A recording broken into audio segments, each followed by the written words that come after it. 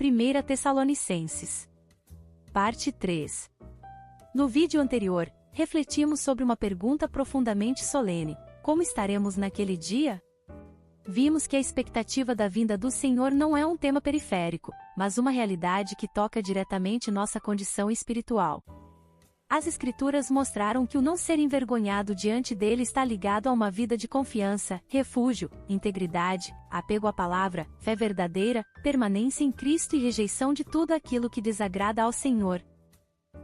Inscreva-se no canal, ative as notificações e compartilhe este vídeo com outras pessoas.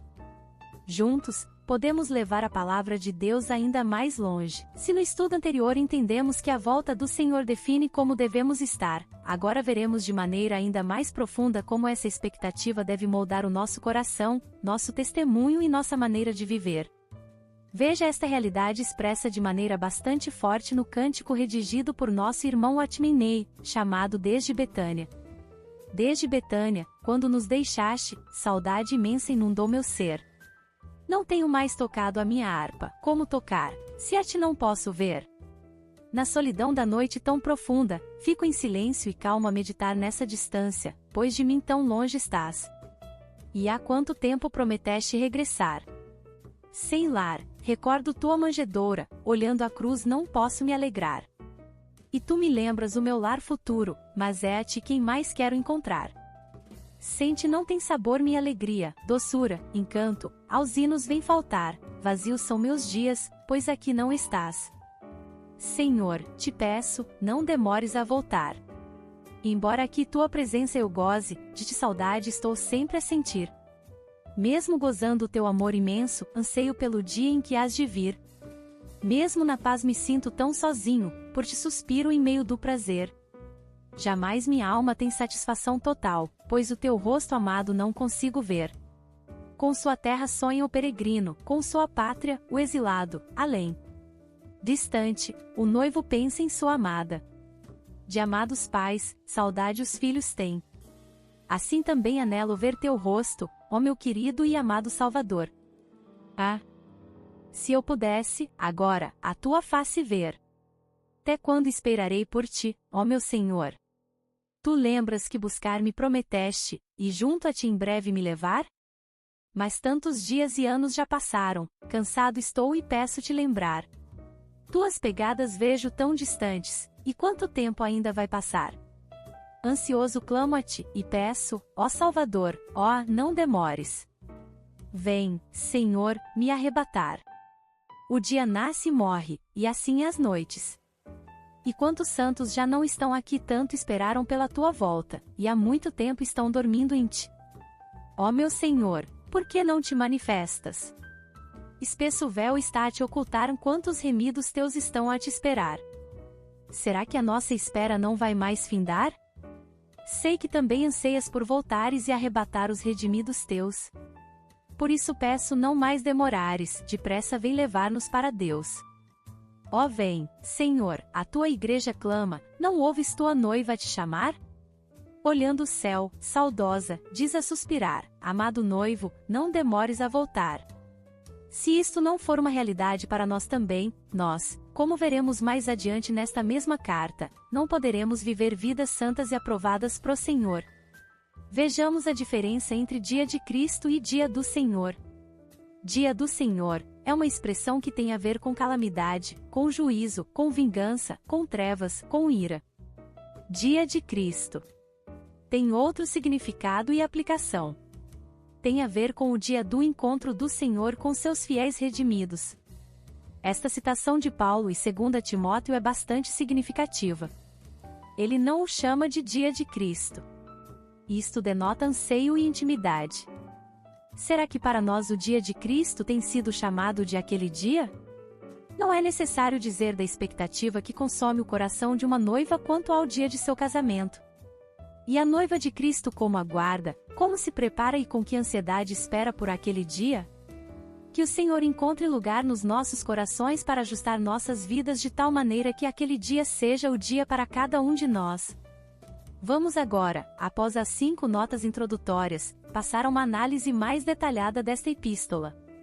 Vamos analisar quais eram, sob a perspectiva do apóstolo Paulo, devidamente inspirado pelo Espírito Santo, do que seria o significado da parousia do Senhor, o impacto, as implicações desta parousia nos nossos corações.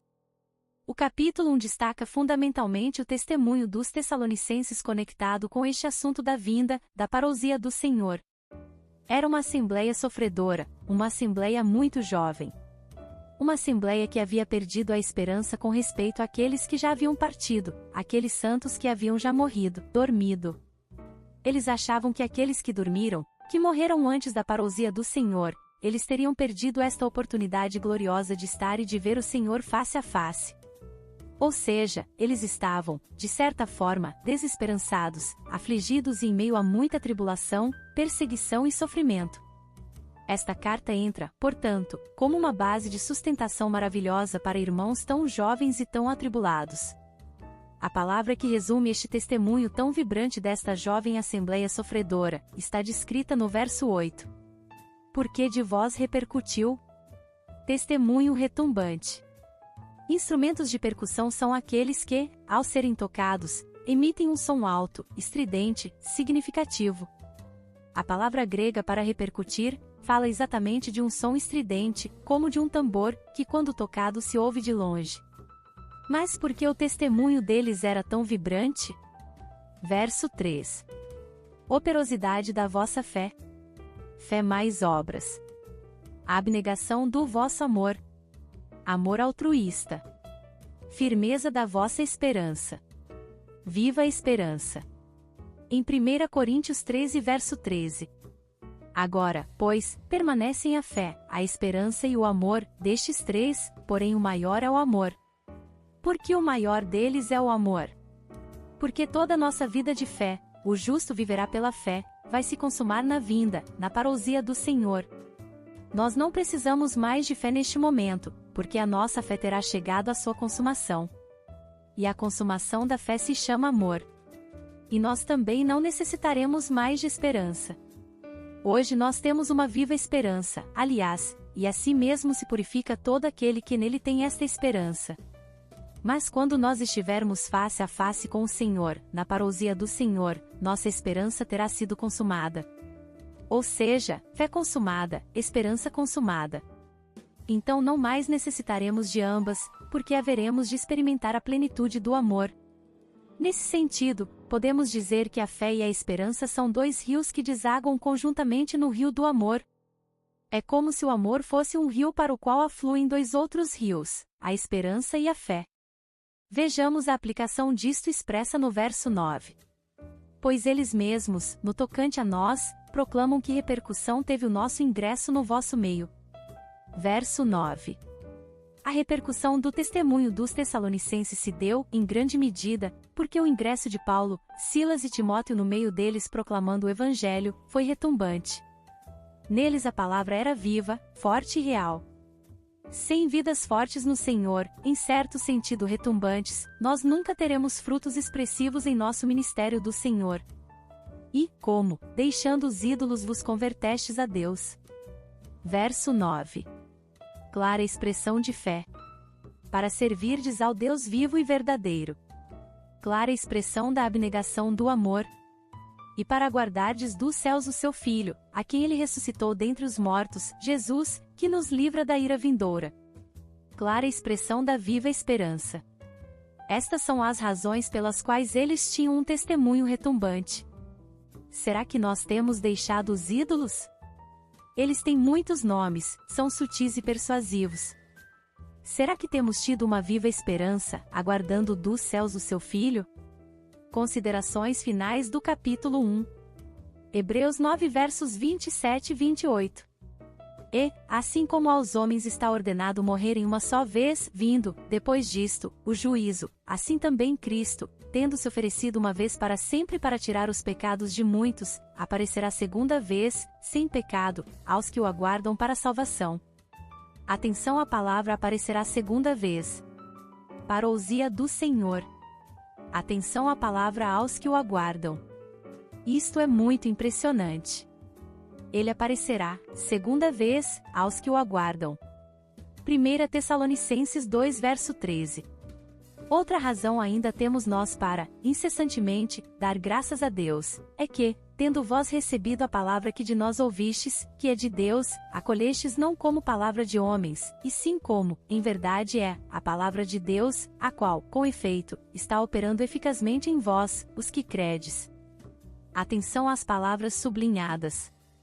É que tendo recebido a palavra que de nós ouvistes, que é de Deus, eles não só receberam a palavra, acolhestes, não como palavra de homens, e sim como, em verdade a palavra de Deus. Eles acolheram a palavra, significa dar um lugar todo especial à mesma, a qual, com eterno, está operando eficazmente em vós, os que credes. Este é o resultado de receber e acolher a palavra. Voltando a 1 Tessalonicenses 1 verso 10, temos de entender que não basta uma fé operosa. Não basta um amor abnegado. É necessária uma viva esperança, devidamente firmada na promessa e expectativa da volta do Senhor. Vamos avaliar o termo aguardar. Como já vimos em Hebreus 9 verso 27 e 28. Mateus 24 do verso 45 ao 51. Vamos analisar com ênfase no verso 50. Observação 1. Como é servo significa que é filho, não é ímpio significa que a parábola fala muito da conduta dos servos do Senhor. Observação 2. Não há como viver uma vida santa sem esta viva esperança de voltar ao Senhor. Observação 3. A falha no serviço ao Senhor, servindo aos santos, e como consequência, a falha moral, mundanismo. Observação 4. Atenção ao versículo 50. Não diz virá o Senhor daquele servo em dia que não espera. Mas diz virá o Senhor daquele servo em dia em que não o espera. Isto é terrivelmente grave. Este servo não espera pelo seu Senhor. Obrigada por assistir até aqui, não percam os próximos vídeos. Graça e paz, irmãs e irmãos.